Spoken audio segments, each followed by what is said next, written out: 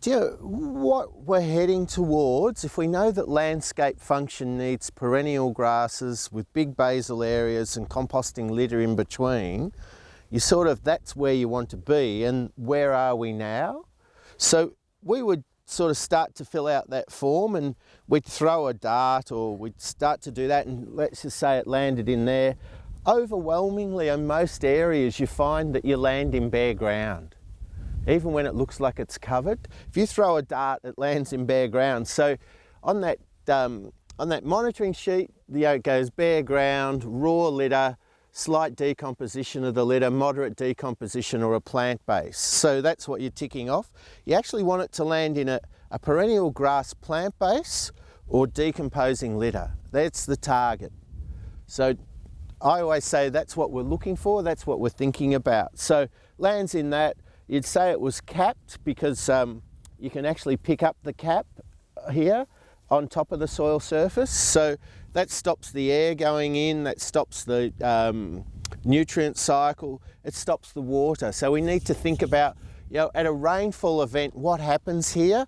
There's a lot of capping. The water would want to move rather than just go straight in like a big sponge.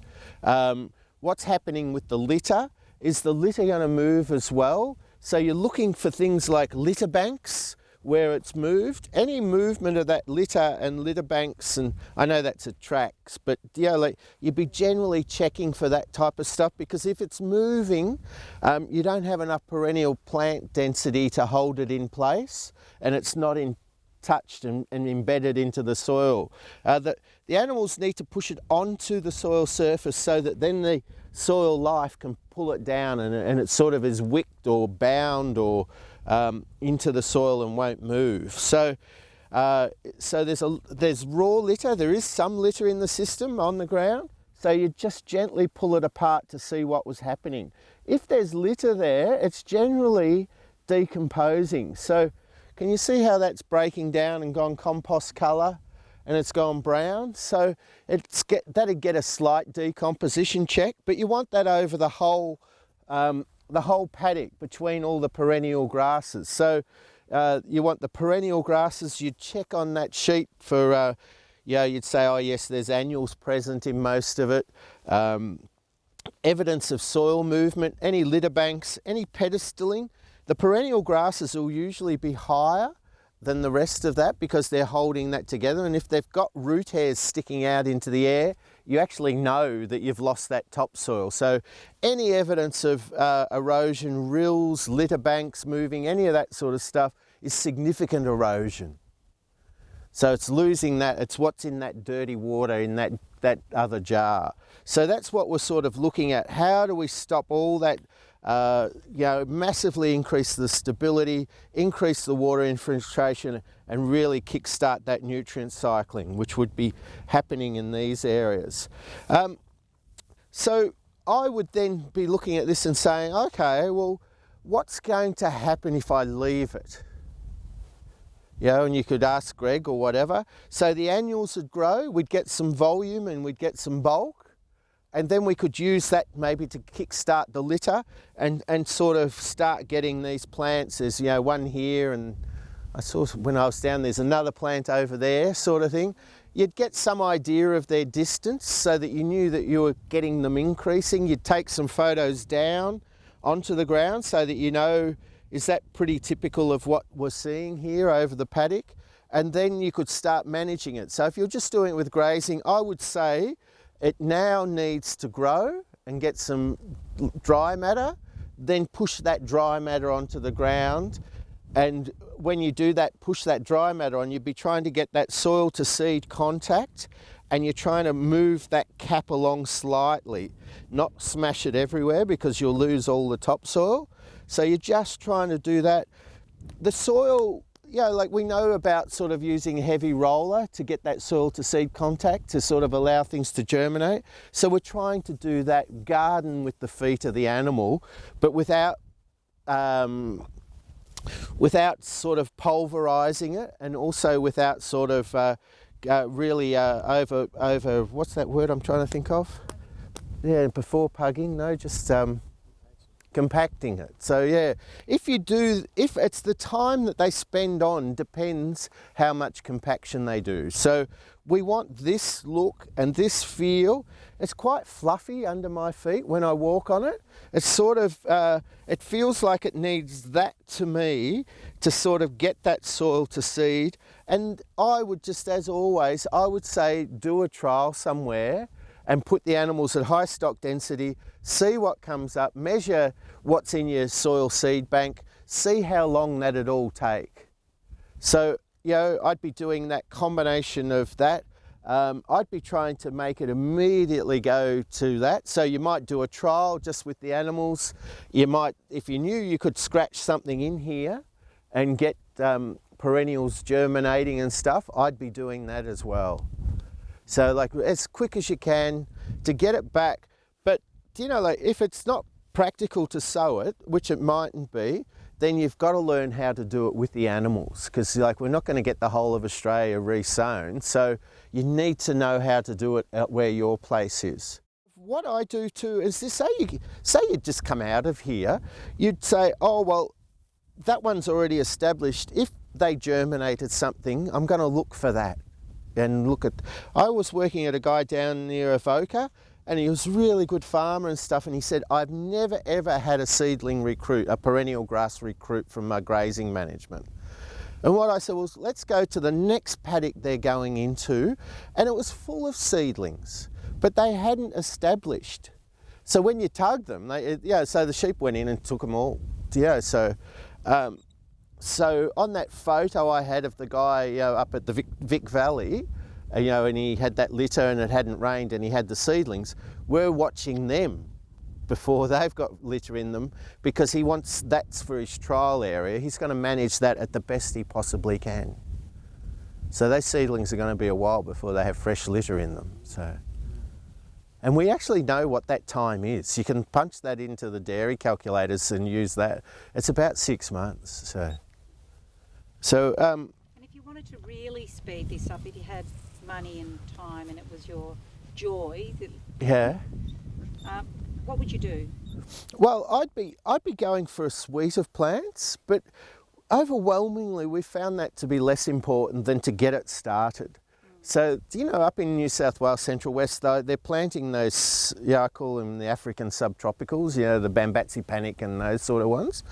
And as soon as they get them up and growing and then they're managing well, they get all the others come roaring back because they've created the conditions. So they're like a low successional summer growing. So it just kick-starts it all. So it's about getting started. And I go, if you can get a perennial to grow and then you get that others, what's in the seed bank and what's in the environment going, and you know how to recruit and establish perennial grasses, then you might be able to broadcast a handful or two and it'll fill in and spread. So you don't have to buy, because we can sell you a lot of grass seed at $80 and $90 a kilo. But see, I just say that we don't recommend that, because it's, the soil conditions won't be right for those grasses. They feed through their associations with fungi. You need to get all that going before you're going to get those better grasses anyway. So what you're saying, Graeme, is really that phalaris is probably not what we want, but if we can concentrate on that because it's perennial, it'll actually, if we're starting to focus on that and encourage that to grow, then we're probably encouraging all other perennials to grow. And if it was like when we had that cape weed, the only thing that came up was fog grass. And I had a guy from Melbourne University there, and I said, we're on the way. And he was going, oh, like noddy, sort of thing. And but what I did was I wanted that fog grass to be well and truly recovered, because the conditions aren't great for all the other perennials. You need them to be going really well and long recoveries to allow for them. They're slower to establish. When they do that viable soil seed bank, they take a small sample and they broadcast it over potting mix and water it, and then as they identify them, they pull them out. And overwhelmingly, they say that the good grasses are taking longer to establish. So up in New South Wales, the paddock came up first, and the silvergrass, and and then those others. But we can control a bit what we do get to germinate and establish by our management. So, and getting any litter on the ground. Graeme, if you've already got, say, native grasses, but you've got sort of bare patches between them. Yep. Is there any value in doing things like slashing or stuff like that to just increase the amount of dry material in those gaps? Or do you think it should just be done with animals and grazed? I think overwhelmingly we're going to learn to do it with animals. So like if we're going to be profitable, we can't be affording to be burning diesel and stuff. So I would do it. But do you know, when I'm working with people, I had never realised, I walk in and I'd say, is it ready to be grazed? And they'd go, yes, because they'd have big perennial tussock there. And I go, oh, but I'm looking between the tussock. I manage between the tussock. I don't manage the tussock. And everyone goes, oh, but what about it's just going to get rank and use moisture and stuff. At home, when, we got phalaris as a monoculture, and I thought, oh, it's shading and using moisture and nutrient and stuff like that. I need to go faster. Well, then all I'd got was more phalaris. And I go, oh, that's really good. If you're 100% wrong, you know what to do. So I needed to go deeper and slower. So you need to actually manage for those sites. And then it should be all seedlings between those tussocks if you're getting enough animal impact. And then you let them germinate and establish and recruit into the system. Has everyone come in and sort of done a bit of a check of the ground? Where the litter's up to? Is it sort of raw litter, slight decomposition? You can sort of move it around with your feet or just scratch it about a bit, see what's happening. So there's a slight decomp under some of these areas. There's some bare ground, you sort of be noticing that. Then as we notice that, we start to look around and starting to think about, well, is there lots of oxidising litter going on here? There's a bit, so it'll be grey. There'll be more than one colour. But, we're still sort of getting information, and where's some fresh litter? There'll be a different colour, a yellow colour, or you can scuff that off and it'll actually go more yellow as you scuff it. And it's just rusting on the outside, so the carbon's going up into the air, not into the ground, so it becomes more yellow. So you're starting to get a feel about it, but overwhelmingly we know that we do not come back in until the perennial grasses contain fresh litter. So you'd go round and start looking at the perennial grasses, and they're a long way away, aren't they, from being fresh litter and recovered. So you'd then be starting to think about it, well, is there enough perennials in here, or do I need to break the cap to get something growing? Well, no, there's plenty of perennials in here, there's good spacings, so you would just leave it to recover. If you couldn't do that and you had to use it, then you'd do a trial area as well, so that you had variation to look at, but overwhelmingly, the default position is to leave it recover, not to come and use things. So this has got really good perennials in it, good density. There's enough to hold this and increase in between. So let them recover, get the litter, and then put them on the ground and do it again. So very, very simple. Only looking and trying to look for your best perennial, your most severely grazed best perennial, and seeing if it's got fresh yellow litter in it before you come back in. So if you look at that and just keep managing that cycle, eventually all the other problems will fix, is the promise. But you've got to do it on that cycle. So we've never seen that not happen. So, if you can't do it here and you had to graze it, then you would at least fence a corner or a section out. Leave that and don't graze that. You don't graze that, so that you've got something that you want to bracket it. You almost want an area that's hasn't been used enough, and you've got this, and then somewhere in between. So that you can see that you've got oxidising litter, and it might be shifting even more woody. So to those woody type plants. Similar to what Dick Richardson would call a Sabbath paddock, and he advocates sometimes even just leaving a paddock in your rotation for whatever reason. No, I'd rather use all the paddocks and just take a corner out as a trial area. I don't have the Sabbath in me, sort of thing. So, yeah, and I'm not. And I also say I'm not a love your weeds kind of a guy. So, yeah, I don't like weeds. I hate weeds. And people say, "Oh, you got to learn to like them, Graeme." I go, "I don't." And we don't have them where we manage for the perennial grasses. That Sabbath idea, I worry that you're using the other area quite heavily while you've got that seventh out. Yep. So, and people that I've worked with up in New South Wales, you know, they work as a group, so they were comparing that, and the guys that were doing the Sabbath ran out of grass because they then had to go into the Sabbath when they had because they were going quick round here. That finished really quick when the rain stopped, and then they went and grazed the Sabbath. You know, so and then they were done. You know, so the Sabbath didn't get the year, and they ran out of grass on everywhere else. Whereas the other guy that was going slower and using all the paddocks, he didn't run out of grass. So that short recovery is high risk. Good animal performance, but overwhelmingly we need to know how to monitor that. So if they're off shears, the sheep, we'll be able to see on this area, the left-hand side, and we want to see them either straight through or proud in this area because you know they've had enough to eat today. The dung is, when it's going well, is like a soft group of pellets, or I say to people, it might be different here. What does the dung look like at the end of spring when the grasses have hardened up? And people, a cone of pellets to a soft pellet, somewhere in there is what you want the dung score to be like for the sheep. With the cows, a pie with a dip in the middle. Grass too young, it'll be loose, it'll be custard-like or pea soup or green paint. Grass too old or not enough energy and protein, then you're starting to get the horse, more that horse dung look, so biscuity sort of look. So we're trying to make the rumen function well with the feed on offer and make sure they've had enough to eat today. That gut fill leads the body condition score. So you've got a daily measure of have they had enough to eat today. So if you do that, you'll lead your condition score.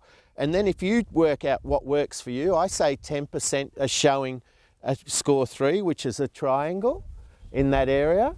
But it might be 20% for yours or 5% for yours. But you work it out for you to get your performance, your body condition score. So I shift them out of, I would say this is all recovered, so these grasses have got litter in them.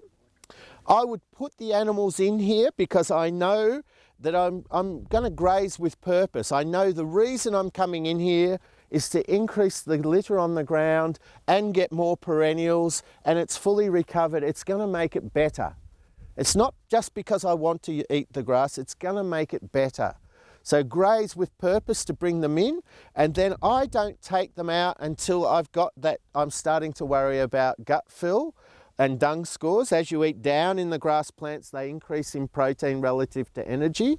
So then I would shift them out on gut fill and dung score unless they started to pick up all the litter. Then I would shift them on that reason as well. So graze with purpose. What's the reason you're going in? What's the reason you're coming out? And at the moment, I see the biggest problem is people are taking them out. They're still going really well, and they haven't utilised the paddock well enough, and so you haven't had that usage everywhere. And they're shifting them out full, and then later on they'll be they'll run out of feed, so they come back on themselves too quick. There's a website I've put that on. It's the NRM South, which is like the CMA of Southern Tasmania. Otherwise, it's available. Joel, I think you've had a copy of the Planned Grazing Guide, or you can just drag it down off that NRM South website, and it's called the Planned Grazing Guide, and it's got these trials, it's got these gut fills and dung scores and stuff. So and how to monitor those things, because it's actually, I feel like I spent the 90s chasing people out of the paddock into the office so they do more planning, and since then I've been chasing them out of the office to look at the animals and the gut fill and the dung scores. So we worry that there might be a bit of this around and stuff. I don't worry about that because I know I will get it. As the land increases in function, it holds more moisture, you get more biological activity. It'll start to cycle itself after a while as well. So we get paid on animal performance, so we need to know that's ticked and we've got that right. So if regularly you can't get that usage and you're having to take them out, you'd be thinking about subdivision or bigger mobs. I always say, how do we get bigger mobs rather than make the paddock smaller? So, so what are all the options for doing that? So is there times that next time I come back here, can I have, the left-handed sheep with the right-handed sheep? So, yeah, I was going to say crossbreds with the merinos or something, but or bring the neighbours in sheep in, because everyone likes doing that. So do you know it's